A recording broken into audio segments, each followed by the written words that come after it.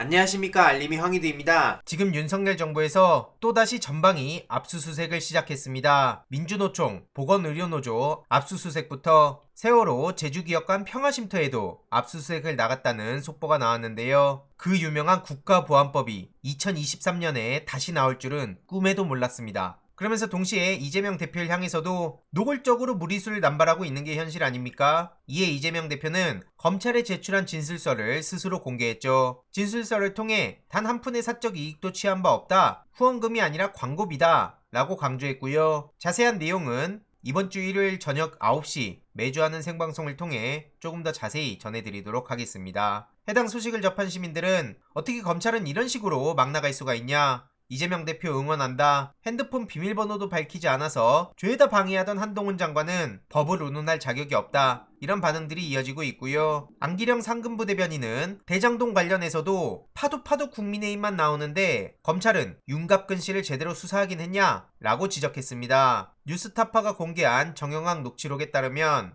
남욱이 윤갑근을 거론하고요. 그때 윤갑근 씨는 서울중앙지검 제1차장 검사로 재직 중이었죠. 사건에 영향을 미칠 수 있는 고위직 검사로서 대장동 일당들을 위해 무슨 역할을 했다는 뜻일지 녹취록을 통해 추정해볼 수 있다는 건데요. 저렇게 자기들끼리 짝짝꿍하더니 윤갑근 씨는 19년 7월 자유한국당에 입당해서 이후로 국민의힘 대선 과정에서도 이런저런 활동을 하죠. 그래놓고 남욱 정영학을 모른다고 발뺌하고 있는데 이걸 그냥 모른 척 넘어가주는 게 검찰입니다. 이러니 유동규와 남욱의 일방적 진술만 가지고 이재명 대표는 그렇게 탈탈 털어대더니 저런 노골적인 내용이 나왔는데도 왜 못 본 척하고 있냐, 이렇게 꼬집은 겁니다. 틀린 말 하나 없다 생각하고요. 그리고 이재명 대표가 윤석열 대통령의 외교 참사에도 단세포적 편향 외교다, 이런 걸로는 국민과 나라의 이익을 제대로 지킬 수 없다고 비판했습니다. 호르무즈 해협을 오가는 우리 선박도 적잖은 공경을 당할 수 있다고도 우려했는데요. 기초적인 사리 판단도 못한다. 그래놓고 변명, 핑계, 남 탓 이것만 하고 있는데 이런 잘못된 행태부터 바로 잡아라 라고 촉구하기도 했죠. 참고로 지금 이재명 대표를 계속해서 흔들어대니 어제 민주당에선 대검에 김건희 수사, 대장동 특검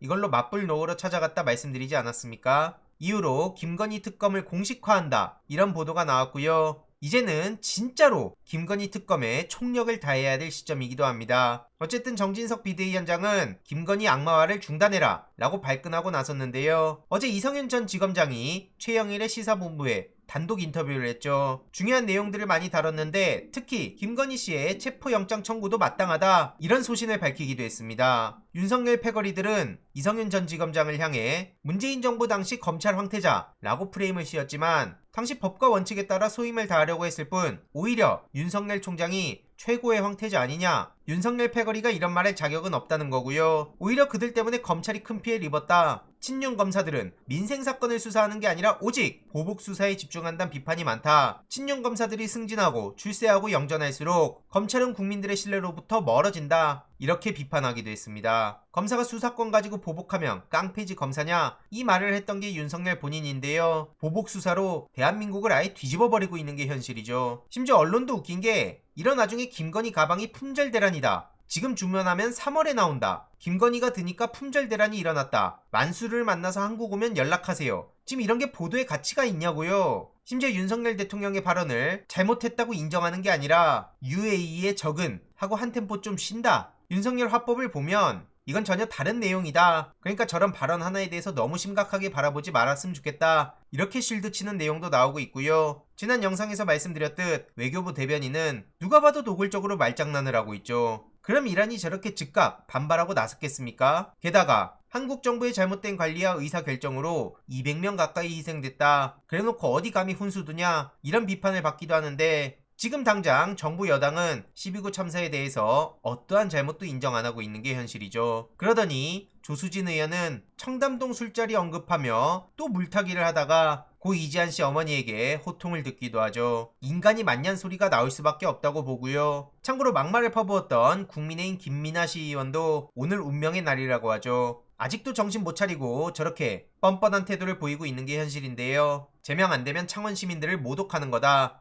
본인 가족이라도 저런 말이 나오겠냐, 이런 반응들이 나오고 있습니다. 이 또한 계속 지켜봐야 될 대목이고요. 어쨌든 이태원 국조특위가 야당 3당의 단독 보고서 채택으로 마무리가 됐다고 하죠. 어제 결과 보고서를 채택한 거고요. 윤석열 대통령의 진심 어린 사과, 이상민 장관 즉각 파면, 유가족과 생존자가 참여하는 독립적 조사기구 설치, 국회에서의 합동추모제 개최 등 이런 요구들이 담겼습니다. 무엇보다 제대로 책임을 지게 만들어야 되는 게 핵심인데요. 유가족의 눈물로 시작해서 유가족의 눈물로 끝났다. 이런 말밖에 안 나오죠. 결국 정부와 여당은 끝까지 책임 회피하고 오히려 헛소리들을 남발해서 상처를 후벼 팠는데요. 이에 오영환 원내대변인은 마지막까지 저렇게 목리를 부렸다. 국민의힘 행태에 개탄을 금할 수가 없다. 진상규명은 끝난 게 아니다. 민주당은 철저한 진상규명과 책임자 처벌을 위한 노력을 다시 시작할 거다. 이런 입장을 전했습니다. 아직도 저렇게 정신 못 차리고 분향소 주변에서 울면 안 돼. 이런 노래를 틀고 조롱하고 있는 게 어떻게 보수단체입니까? 아무튼 저런 이들에 대해서도 참교육이 필요하다 생각하고요. 이후로 어떻게 진행이 되는지도 계속 소식 전해드리도록 하겠습니다. 이번 내용도 유익했다면 구독, 좋아요, 알림 설정, 멤버십 가입 정말 큰 힘이 된다는 점 말씀드리고 싶습니다. 주위에 널리 공유 부탁드립니다.